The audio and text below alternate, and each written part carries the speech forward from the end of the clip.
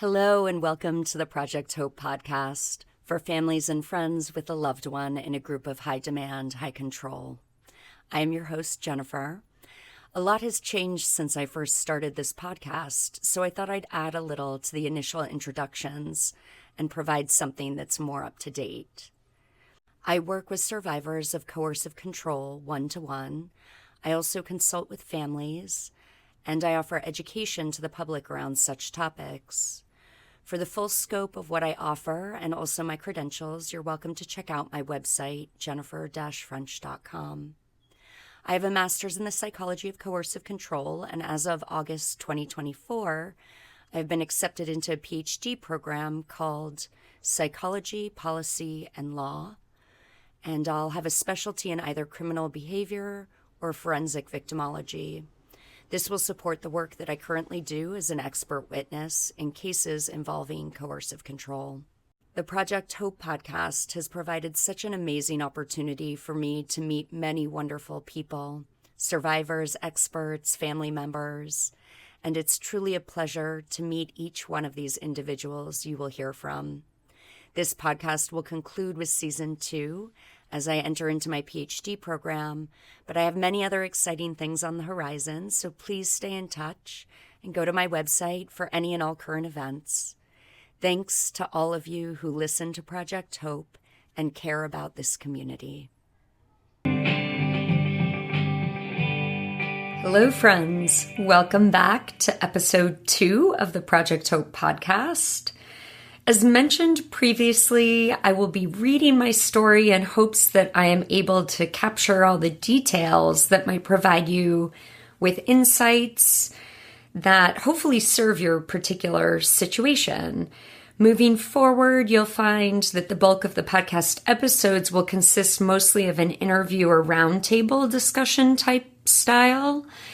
And this is the story of the series of events that transpired, leading to my leaving the Order of Christ Sophia, or the OCS, also known as the Centers of Light. In this episode, there are some small references to things that took place in my story around joining the OCS, so feel free to listen to episode 1 if you'd like to do so. The Project Hope podcast has been created for individuals that have a loved one in a group of high control.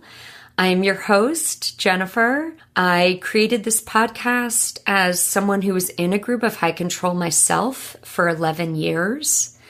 I personally needed a serious period of reconciliation and healing with family and friends. It was devastating for me to receive the stories of sorrow and desperation, really, that my family endured during this time that I was in this group.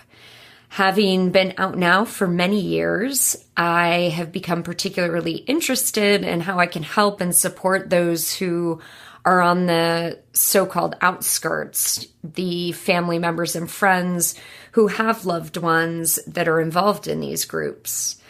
In this podcast, we'll share stories from those who have left such groups. We will explore what can be done if a loved one's in such a group. And we'll also dive into understanding some of the psychological principles within these group dynamics that might provide you with some valuable information and understanding what your loved one might be experiencing. For privacy matters, certain individuals are referred to by an initial. So here we go. I was almost 10 years into my participation with the Order of Christ Sophia. I had helped run our Center of Light and Novice program in Oakland, California. I had had an arranged marriage within the organization and had moved with my new husband, Q, to New York to open the first New York Center of Light. We had been in New York for over a year at this point. I was in our home. It was after dinner, and the doorbell rang. I opened it and saw the faces of my 2 parents, who I hadn't had any communication with for 5 years. I was definitely taken aback. First, their appearance struck me. The years I had missed shone in their eyes, and the wrinkles on their faces gave me an odd and unexpected reality check that would sink in more and more after they left.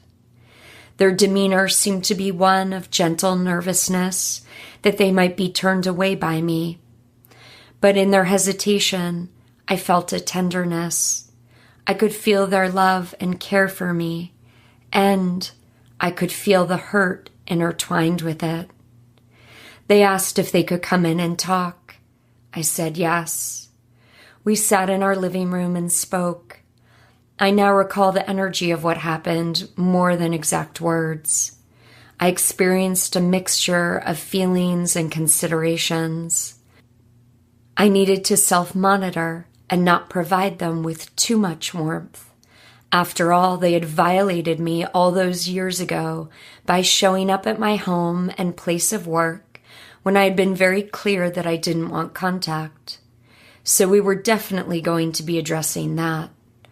But also, as I really looked at them, I was aware that I was staring into the faces of two people I had loved very deeply, and I could actually feel that they really loved me. Q arrived home in the middle of our discussion. He was protective and jumped in with some aggression. I understood his reactions. After all, he had never met my family, and by this point, they had become part of the historic folklore of the Order as some of the most aggressive parents out to get the OCS. In fact, many years before, they had actually been interviewed in a newsroom on a story about the OCS being a cult. They had gone on national TV with a photograph of me, held it up, and proclaimed that I was in a cult. It had been a direct assault on my spiritual school and teachers. But at this moment, so many years later, the flame of anger toward them had flickered out, and our conversation now felt balanced and real. As my parents left our home, I felt quietly proud of myself. I had stood in my power, an essential quality that all priests in our order needed to have. I had held them responsible for their wrongdoings, and we had discussed some of these incidents and the repercussions. At the same time, I had paid attention to my own intuition. I was clear that they loved me, and I felt sparks of care for them flickering in my heart. In fact, these feelings had birthed a question.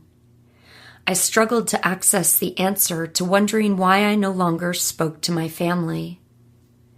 As usual with any big event like this, we called both Peter and Claire, the quote-unquote master teachers of our school, as soon as my parents left.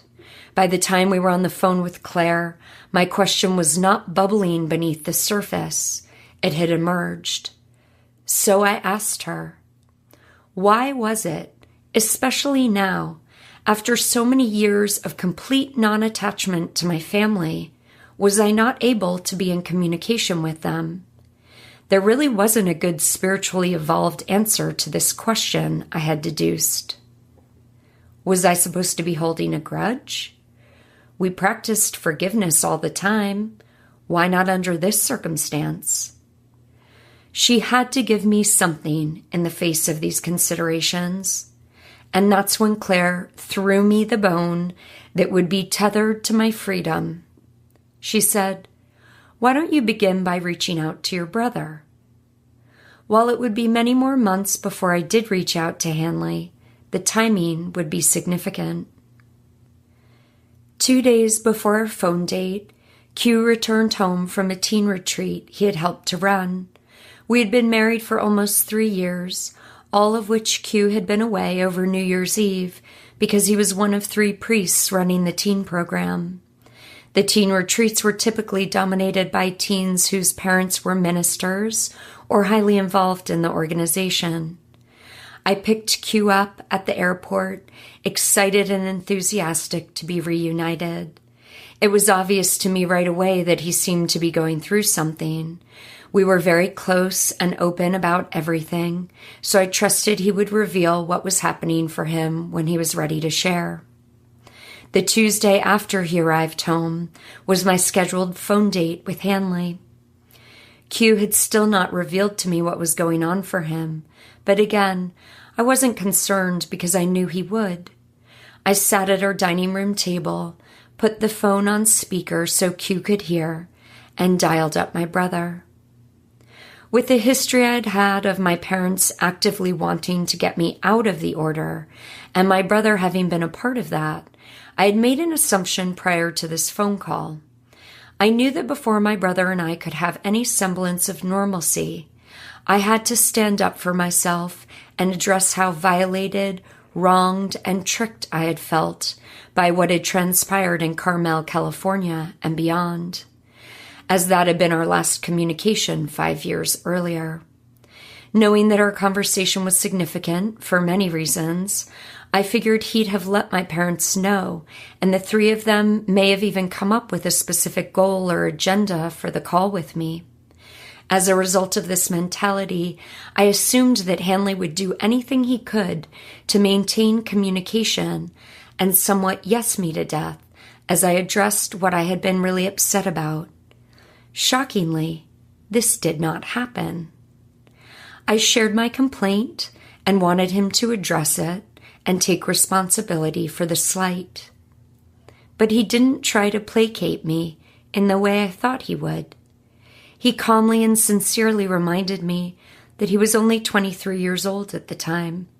He was sitting in the room with a cult expert and family members as they came up with a plan to see me and hopefully get me out. There was a lot at stake. Everyone was anxious, nervous, worried. He explained that he even said no to my parents when they wanted to be there and show up at the restaurant in Carmel. He told them he thought it should be my aunt that showed up, since we connected on a spiritual level as well as that of family. Also, she might be able to maintain more composure than my parents might if things were to get emotional. I really heard him. I could feel Hanley's sincerity, and I could feel how emotionally challenging and scary that must have been for him. I felt compassion, but even more significant to that moment may have been that I knew he was telling the truth. I also recognized that he was able to remain in emotionally intelligent dialogue with me, which, at this point, seemed to be the main reason I wasn't supposed to be in contact with my family. Peter and Claire were very, very clear with us that as we grew and deepened spiritually, we could no longer relate to people of the world. Already as a minister, there were ranks, and no one ever shared anything personal or revealing about what they were working on or going through, unless it was with someone at your level or above, in which case sharing was required. We understood that regular people, or people of the world, were not as evolved as we were. After all, they simply hadn't been exposed to the incredible gifts of this spiritual path. So without that spiritual depth as a foundation, relating would be very unrewarding. But while on the phone with Hanley, I was slowly becoming aware that he could not only communicate well, but that he was also being honest and real with me about his experiences.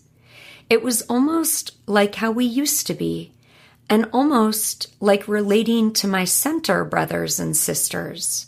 And this was unexpected. As the time approached where I needed to get off the phone and teach a spiritual class, Q motioned to me to stay on the phone with Hanley as he offered to teach both classes combined so that I could keep talking. I noted his approval of the conversation. When it was time to get off the phone with Hanley, I felt care and love for him, a glimmer of hope that I could not yet understand. A line of communication had opened. We agreed to speak again, and I headed over to our chapel for evening prayers. 2 days passed, and I was at work. It was about mid-afternoon. I received a call from Q. He asked that I come home. He said that he was going through something very heavy. This was incredibly unusual for him, so I didn't hesitate. On my way home, I called the teachers, so they knew that something was going down with Q. He had now had about 3 days and nights since arriving home. 3 days and nights that he had been considering or reflecting on something.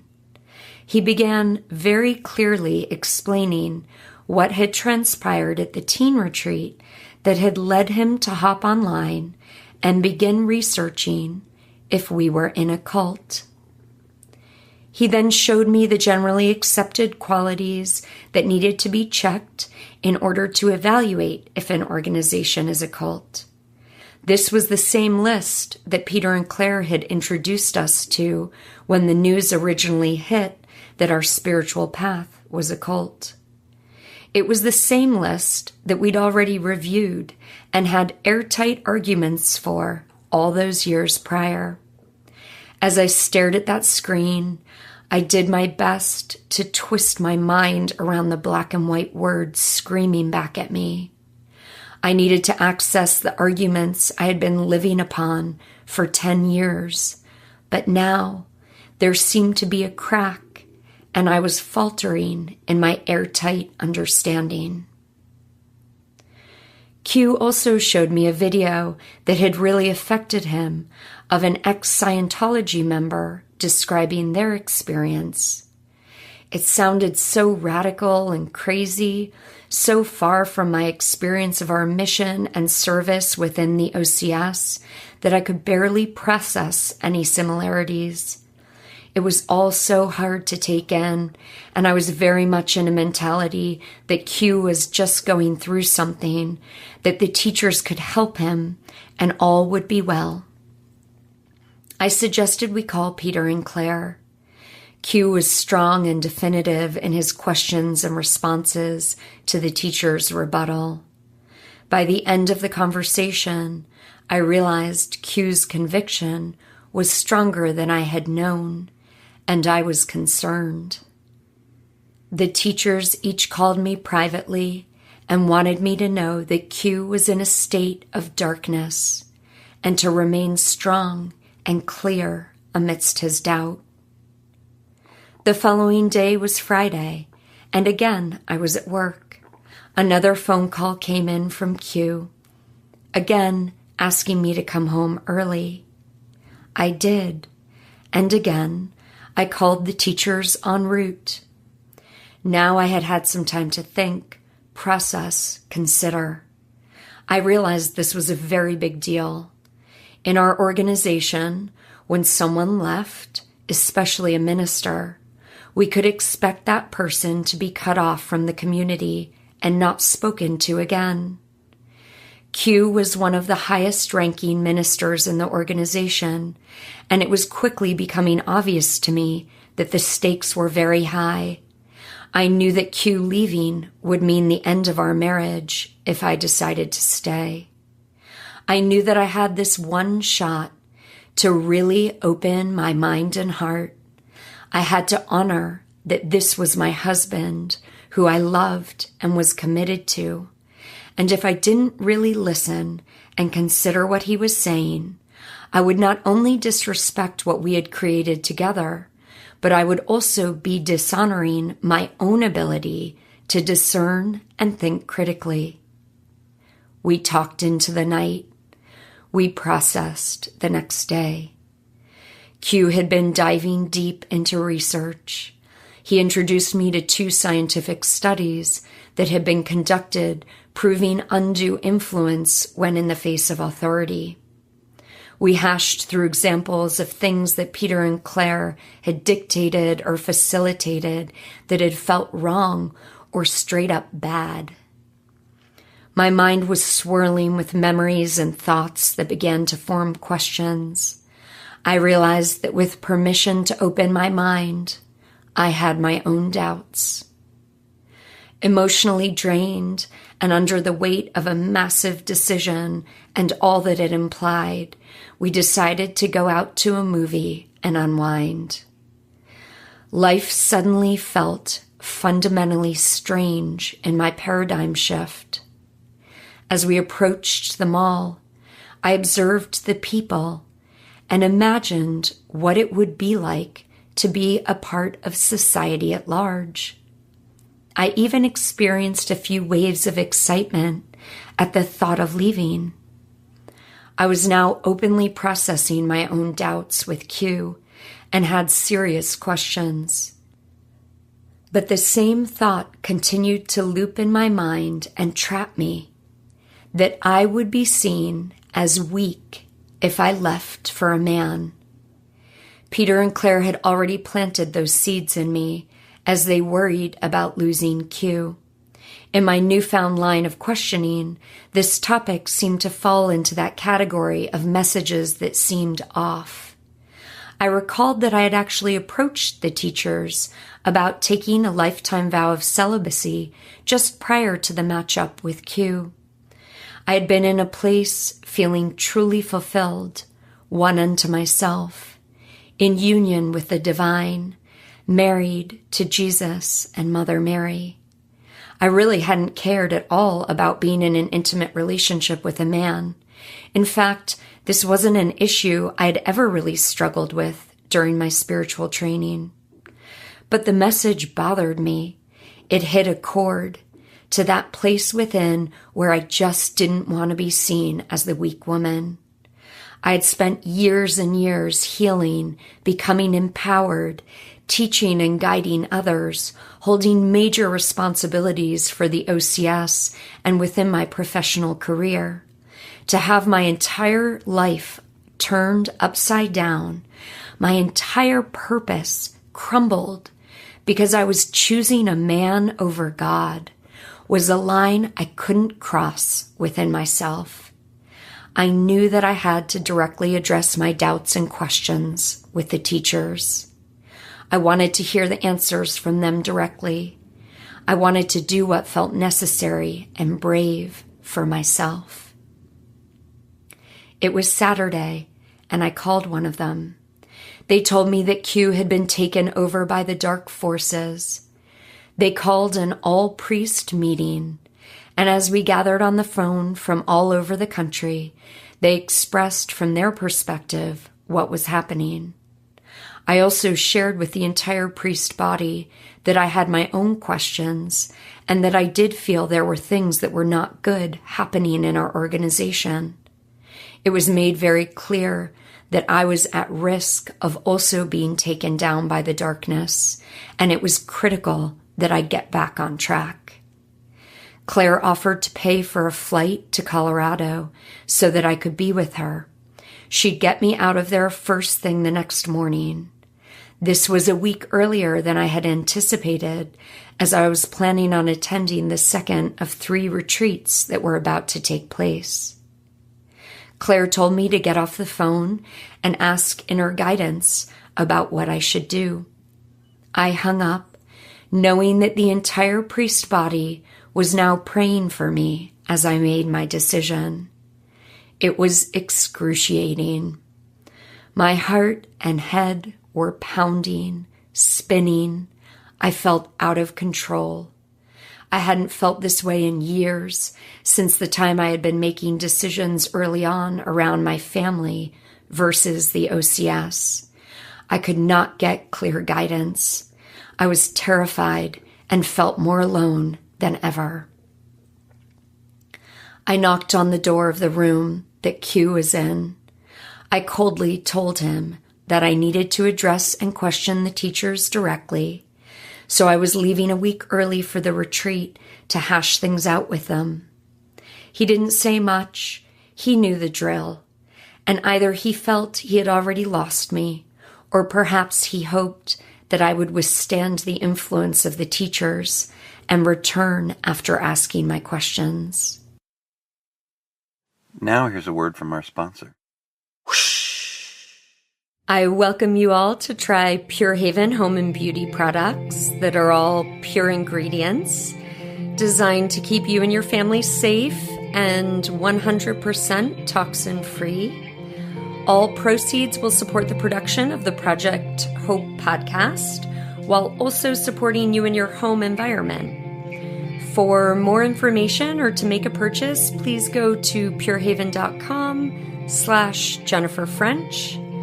The link is also included below with information about this podcast segment. Now back to the pod.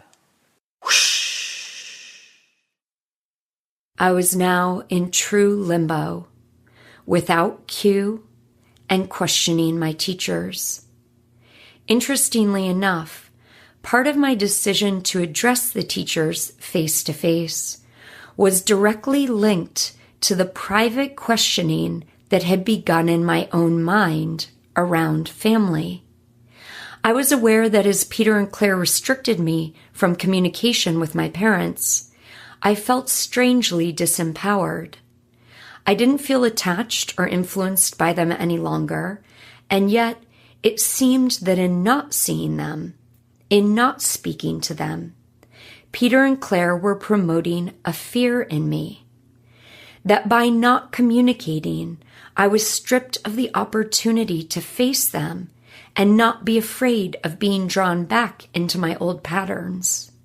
This decision I made to face the teachers and address things directly felt empowered. It felt like what I needed to do with my parents that Peter and Claire had not allowed. Ironically, they had warned me against connecting with my devil husband and evil family, and yet I was about to walk into the arms of the wolf in sheep's clothing. The next morning, one of my sister priests drove from Connecticut to pick me up and get me to the airport. I was told not to speak to Q. I felt like a robot, frozen in a cold metal casing, moving through the motions, empty. I had a layover in Denver to hop a tiny plane to Cortez, Colorado, where Claire would be to personally pick me up. In the Denver airport, I almost turned around. I felt crazy. I wasn't sure what was true any longer. I had no compass. I recall the tiny plane as I boarded and sat in my seat, one little seat on each side. The plane took off. I recall looking at these gorgeous mountains in front of me as we sailed toward them. I looked down at my body and felt as though I was totally separate, my consciousness staring at this limp carcass that could have melted under the seatbelt and disappeared into the floor. I observed the beauty of the clouds as the soft pink and peach light of the sky enhanced the definition of the mountain range ahead. And then I wished that the plane would just fly into that mountain range, and all of this could be over. It was the first and only time in this life that I have ever had a true desire to die. When I landed and Claire was right there to pick me up, we dove immediately into all my questions. She meticulously answered each one perfectly, just the way I would have wanted to hear and understand her responses. That week, week 1 of 3 separate retreats, Q emailed an expose on the OCS to all ministers and priests. The teachers told us not to read it, that it was poison and dark. But many of the priests had already opened the email and were absolutely reeling. Over the next 3 weeks, we had major processing within the priest body, and people openly revealed how they had felt wronged or manipulated in certain ways. Many of the offenses were huge. One of the priests expressed that she had never made the decision to divorce her husband with whom she had 3 kids. But rather, the teacher's guidance had resulted in the divorce about 9 years prior. It was heartbreaking. This newfound honesty and openness around questioning the teachers made me feel that we were on the right track as an order. There were apologies from the teachers and an invitation for priest participation in policy changes.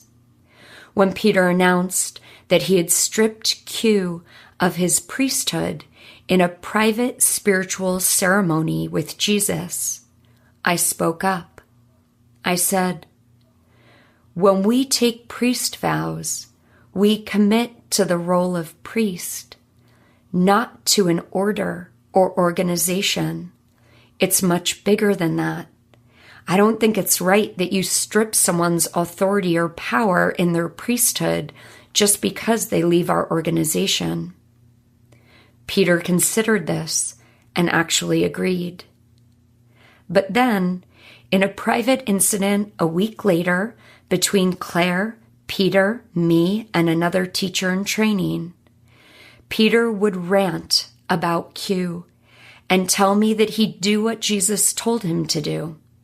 In other words, he did feel that he had the authority and guidance to do exactly what he wanted to do, with Jesus and God's guidance, of course. Over the course of the next 3 months, I would tell Q that we were divorcing and I was moving to Milwaukee to help run that center of light. I'd tell my boss that I was going through a divorce and needed to be with family in Milwaukee, so I was quitting my job. My boss asked if he could speak to me as a friend. I said yes. He kindly recommended that I wait to make any huge decision, and he agreed that if I would keep working remotely, and that if I couldn't make a decision in 3 months to come back to my job, we would end my employment at that time. I was so relieved, as this was a great support to me in such a time of turmoil. I made the move and lived in the novice house, running it with my other sister priest, with whom I was very close. S. I had minimal communication with Q, other than the discussion of items around the divorce. He had written me a beautiful letter, making it clear that this would be his only attempt to get me back, but I remained aligned with my mission to God as I saw it. And then the incredible series of events that would unfold that concretely led to my actual departure. Going about my business in Milwaukee, I saw an email that Claire had sent to the entire priest body.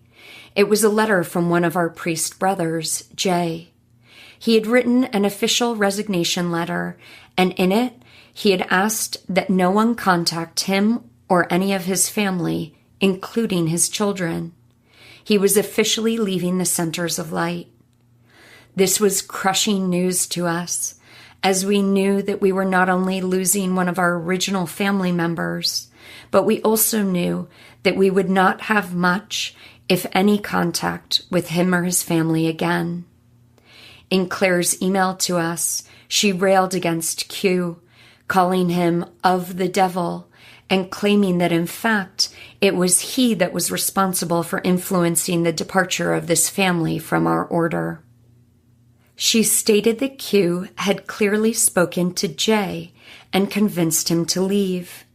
I was shaken and sad, but I also felt my independent doubt rising. Somehow in the back and forth I had minimally had with Q, I knew that he was going to visit Jay and his family one weekend. So I knew that they had interacted, but I had doubted that Q was the devil now incarnate, and also that he would put his beliefs on Jay, convincing him to leave. I decided to rebelliously call Q. He shared with me that he had been very cautious while visiting with Jay's family to not influence them, but rather give them space to figure things out for themselves, leaving the order we all knew was a tremendous decision filled with plenty of internal conflict for anyone considering it, especially someone who had devoted years of life serving the people and the mission of the order. I knew Q was telling me the truth, and I could feel the care in his heart. Later that day, we had a priest meeting to discuss and process this loss of Jay and his family. Claire opened the call with two main points. The first was that Q was truly of the darkness now, of Satan, so he had truly turned and was evil, influencing others where they might be weak. Claire's second point was that Jay, in leaving, had taken his daughter, who had been a key part of the teen group who were getting more seriously engaged with the OCS. She boldly announced her incredulousness that this teen would be taken from us when she had so much potential and would have been better off being raised by us instead of her parents. After what I had already been through, the layers of the veil were slowly being removed from my eyes, and I had to speak up.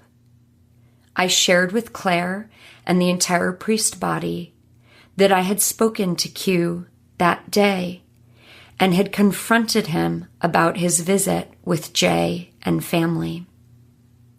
I had asked if he had gone there to convince them not to be involved with the OCS. In fact, he had shared with me that he was very cautious and respectful of Jay and his family's process with leaving. They had actually made their decision independently of Q. There was a long pause. And then Claire spoke and tore me down in a way that was one of my most demeaning interactions with her. She shamed me for being so naive that I would believe someone in such darkness. In so many words, she called me ridiculous. And this didn't match up for me, so it became the first large layer peeling back the opening of my mind.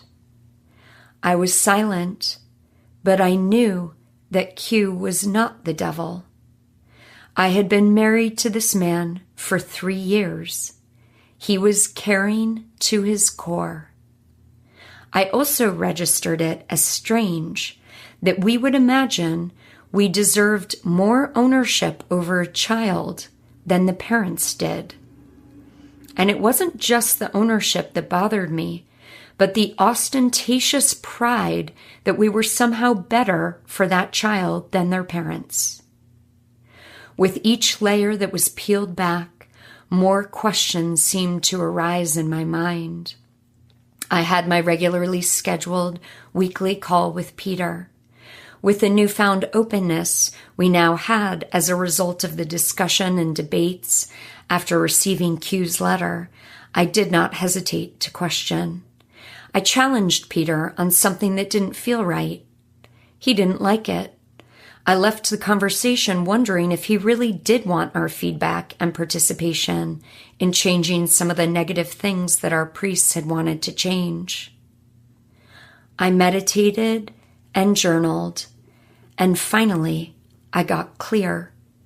I realized that I had 4 topics to ask Q about. His responses would allow me to validate how truthful the teachers were. I texted him and asked if he could speak at a specific time. I got into my car, pulled over on the side of a suburban street, and dialed up Q. I said, "Please, I ask that you answer these questions truly, honestly."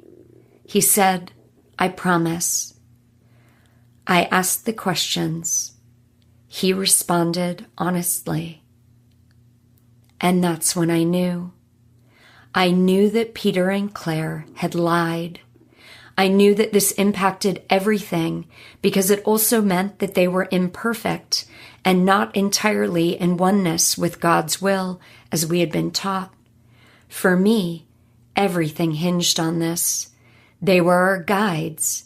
In their complete clarity, they had taught us everything and guided all decisions for our lives and the lives of our students. They spoke God's truth, and now I knew that they didn't. Again, I was reeling. I recall Q kindly asking me, "What are you going to do?" I responded, "I really don't know. I need some time." I went back to our center and up to my private bedroom. I cried in grief, aware of the tremendous impact this would have. And then, quite quickly, a gentle peace came over me, as if to whisper, "Do not spend another moment with your tears. You are clear and know what must be done. It's time, dear one." I sat at my computer and wrote a letter to Peter and Claire, telling them what I had seen and concluded. I would pack up my things and leave the next morning. I pressed send. I went into my sister priest's room and shared my conversation with Q, all that I had seen and concluded. I would miss this sister, S, so much, but I knew I had to leave, and I wanted to do it in a way that was best for the community. I would serve communion the following morning and then let everyone know I was leaving. Then I would peacefully walk away from all I had known and loved. S was actually very loving and supportive and didn't try to convince me otherwise, as I expected she might. She asked if I wanted her to teach my class. I said no, I'd teach it, but I wanted to skip dinner and just take some time alone. I'd see her soon. Alone again, I got centered and felt God's presence. As I prepared for class, I realized I just couldn't do it.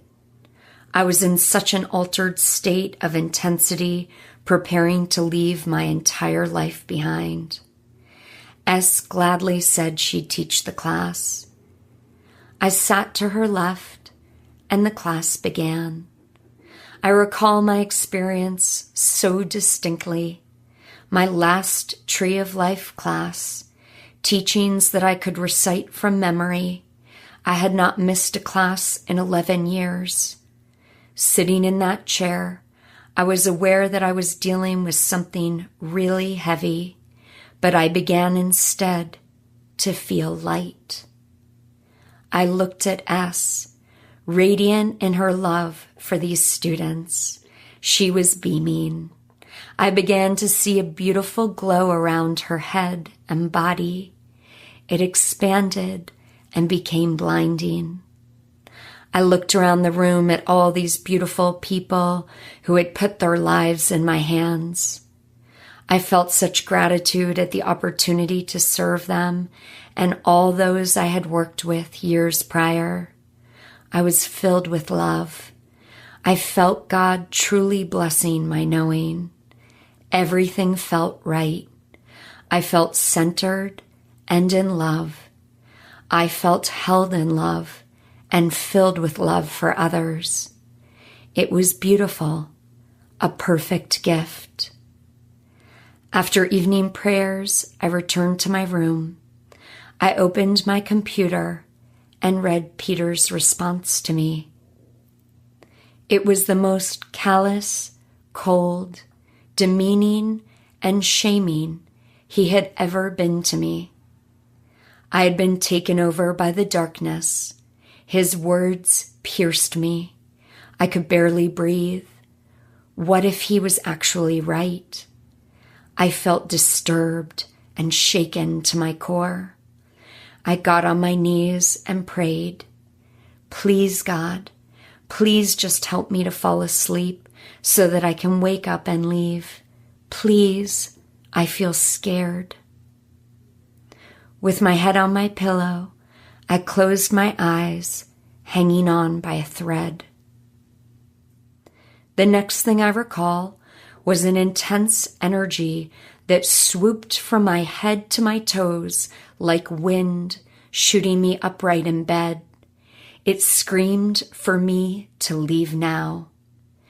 I didn't know why, but my first reaction was to look at my clock, and it was exactly midnight. I had never had any experience like this before. The left side of my body was numb. I lay there frozen, and then I realized I needed help. I grabbed my phone, sitting off to my right, and I called Q. He picked up right away. I said, "I have to go."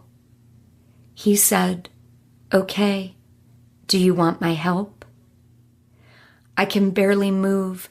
The left side of my body is frozen," I said. He said, "Try sitting up." I sat up. "I have to go," I said. "I don't know what to do." Again, he asked, "Do you want me to help you?" "Yes." "Okay," he said.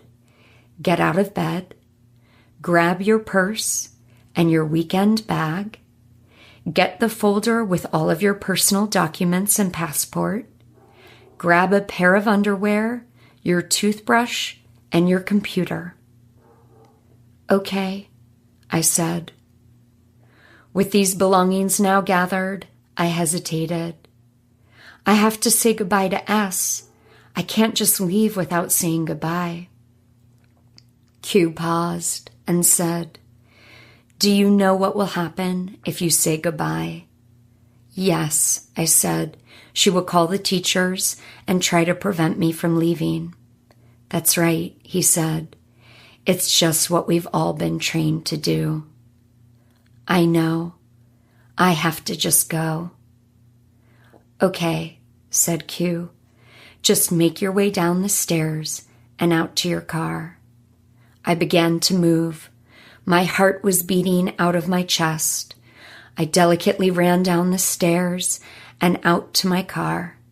I threw my stuff inside and got in the driver's seat, all the while with Q in my ear. I turned on the ignition and pressed the pedal. As my tires hit the road, the most incredible thing happened. I began to see. In my mind's eye, it was like puzzle pieces falling into the structure of my brain, fitting rapidly and perfectly together in a way that my everyday mind couldn't comprehend. Each puzzle piece was an incident that had taken place, words that had been spoken, scenes from my time with Peter and Claire. It was confirmation of my decision in a concrete way. I saw instance after instance of how wrong this creation had become. And then there was Q, still in my ear. He said, "Just drive." "Okay," I replied. Then he shared, "I've already been in touch with C and B, a couple we had been close with who had also left the OCS about 6 months prior. They lived about 5 hours away by car. They would love to have you," he said, "so that's an option. Another is that you drive to the airport and I get you a ticket anywhere in the world that you want. The third option, of course, is to return back to New York with me." I chose to go to C and B's. I needed some time to reset and ground without much external input or discussion with others. Q helped organize and stayed on the phone with me the entire drive. But about 3 hours or so in, my phone rang. It was Claire. I panicked. "I can't answer." "Don't answer," Q said. Claire left a voicemail. I said, "I want to hear it. I'll call you right back." It was my first moment alone, entirely free, totally shaken and rattled, but totally free, driving under the dark moonlit sky, me, myself, and I. I pressed play. Claire's voice was authoritative and strong. She warned me that if I left, I would be insignificant, the little woman leaving for the man. She urged me to consider that with Q of the devil and me being taken down by the darkness, if the two of us in our future together were to ever bear children, from what darkness they would originate. And in that moment, upon hearing those words, a curse upon our potential future family, an energy lifted from my body, a film of doubt removed once and for all. Her words were the gift she had unknowingly given me, exactly what I needed in that moment. It was so clear to me without a shadow of doubt who was of darkness.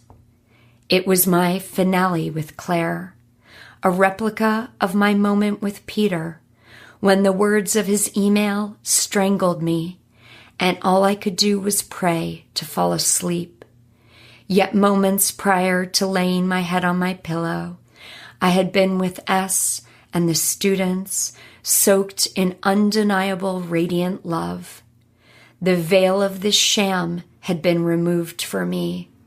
My realization was permanent and deep, and I knew I'd never, ever go back or ever be manipulated or controlled in this way again. Being with C and B was very healing. To date, they are some of my best friends. They were so loving and gentle with me, offering whatever I needed. I smile now as I recall the tenderness with which C warned me my first morning with them, that she now drank coffee, and hoped I wasn't offended at the freshly brewed pot downstairs. A newfound freedom was already lighting up my heart, and I smiled, letting her know I couldn't wait to have a mug of our once forbidden drug. I thank God for this friendship that helped support me during this time of trauma, as we walked, talked, processed, and shared under our umbrella of love and respect for one another and all we had been through. I was shaken, and there was fallout. For a short time, they didn't realize I was still on the priest's distribution list, so I got to see what everyone was saying about me in emails. Lots of lies and manipulation. A couple people reached out, trying to talk me out of my decision. After a few days, I was ready to see Q. We decided to move forward with the divorce, as it had been set in motion, and Q felt strongly that he needed everything from the OCS world we had been living in to die. I barely knew which way was up or down during those first months out, so I trusted in our communication and his love and intelligence as we sorted through it all. Q had signed on a rental property and planned to move in 2 to 3 weeks after I got out of the order. I thankfully returned back to work and kept a lunch date that I had made with Hanley. In the chaos of all that transpired, 1 week after having left Milwaukee, I had shared nothing with Hanley. We met at an intimate little restaurant near the town in New Jersey where we had grown up. When I arrived, we embraced, and it was real and good. We sat down at the table. I looked at him and shared that I had left. I saw both surprise and relief in his eyes that filled with tears. He cried. I cried. We held hands across the little 2-person table. I could barely believe what was happening. I already felt such love and acceptance from him. I had not counted on this. During that lunch, Hanley offered me the option to move in with him. I could move into our 2-bedroom family-owned apartment on the Upper West Side of New York City. I couldn't believe it. I was overwhelmed by his generous offer and generous heart, willing to open to me so freely after all the harm, hurt, and sadness I had infused into our family. At this point, I really wasn't even sure if my parents would want me back. I thanked him for this option. In process with Q, I didn't know what would happen yet, but within the week, I would decide to move in with Hanley. Q was a lifeline for me, especially during those early days of leaving. Others who had left the same group, Jay and his family included, also became a core component of my restabilization and processing. The truth is, no matter how much I share, no one will ever truly know or understand the nuances of the dynamics we experienced other than those who were in it. Even amidst ourselves still, we continue to have little debates as to when, why, and how things became unhealthy. I did attend therapy, but some of the tentacles of beliefs that I had been seeped in for years would interfere with my ability to work with someone who is actually trained in working with those who get out of cults and high control environments. At that time, I had no idea that these high control groups and their leaders had patterns and messages that a whole group of counselors understand. In the OCS, we had been taught all about these biased so-called cult experts who carte blanche squelch religious freedom. And honestly, I didn't want to be treated as different or wounded. I was leaving a life of self-mastery, self-reflection, and introspection. It was difficult to imagine that I wouldn't be pigeonholed in some way. I didn't want to feel like a cult statistic, and I assumed that I would be put in a box by a therapist who specialized in cults. It would be my own interest and research into the topic of cults and these complex dynamics that would awaken me to how much is actually known and understood about these groups and those who lead them. I settled into my strange new life in New York City with Hanley at my side. It was odd that for so many years of our life, I had been the big sister, and now I had waves of feeling that Hanley was the older sibling. The online dating world was entirely new and felt ridiculous to me as I swiped left or right based on a shallow profile with photos to judge. I had missed out on years of pop culture or TV references. It was about a month before Hanley and I made the trip to Florida to see my parents. I believe I had spoken to them on the phone, but it was fairly surface, as we knew that once we saw one another, there would be much to share and understand. I spent a ton of time with my parents in that year. Any vacation time I had was spent with them. We shared, we cried a lot, we questioned and explored.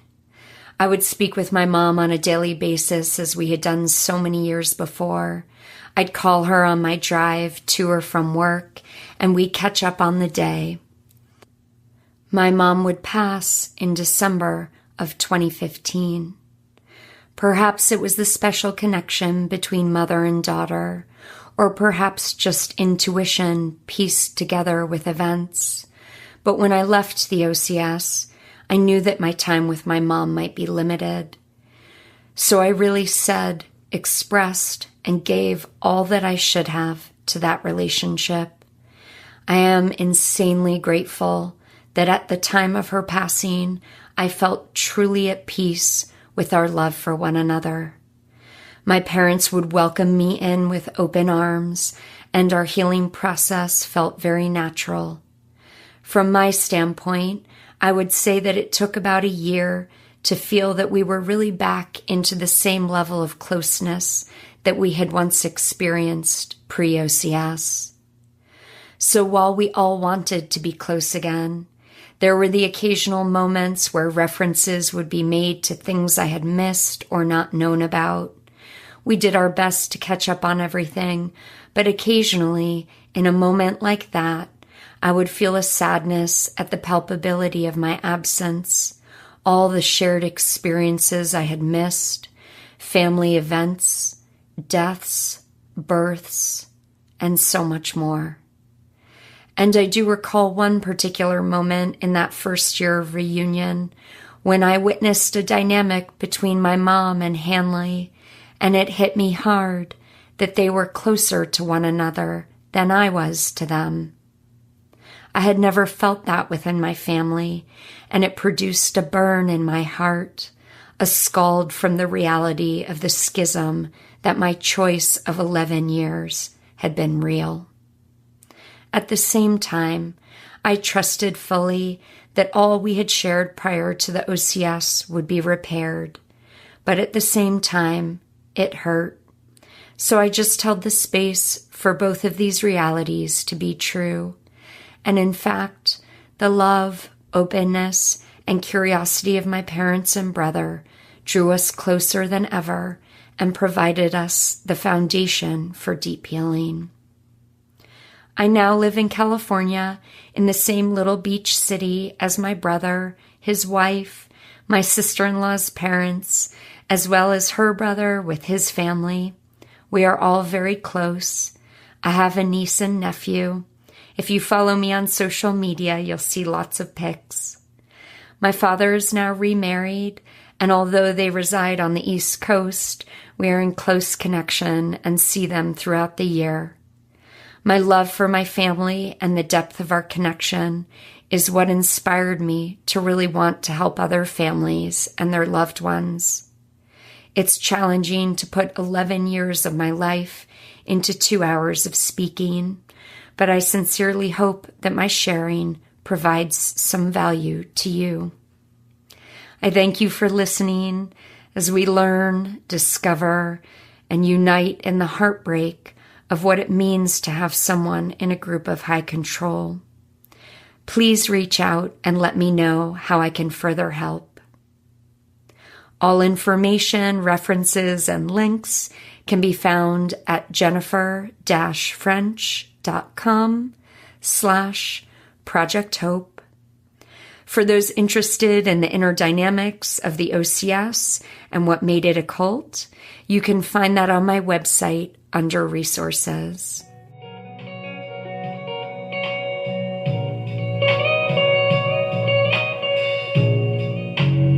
Thank you for listening to this episode of the Project Hope podcast. If you enjoyed it, please feel free to subscribe and comment. You can always get in touch with me at jennifer-french.com. And please let me know any specific topics of interest. And of course, I'm always interested in your stories, whether you've left an organization of high demand, high control, or if you're an individual struggling with the knowing that someone you love is in such a situation. I am here for you. Think critically, take heart, and be free.